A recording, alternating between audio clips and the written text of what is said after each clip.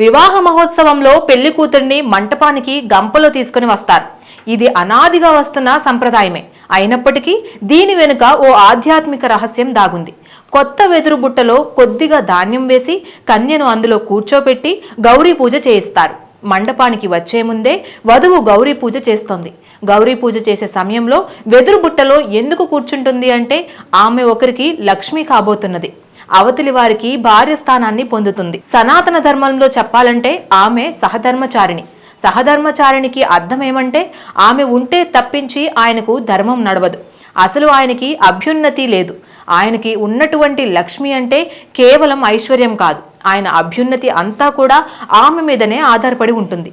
ధర్మ కార్యక్రమాలు ఏం చేయాలన్నా ఆమె పక్కన ఉండాల్సిందే. కన్యాదానం చేయాలన్నా ఆమె పక్కనే ఉండాలి. ఆమె లేకుండా ఆయన ఏ ధర్మకార్యం చేపట్టలేడు. అంతేకాదు, ఇల్లాలు కాగానే ఐశ్వర్యమంతా ఆమెదే అవుతుంది.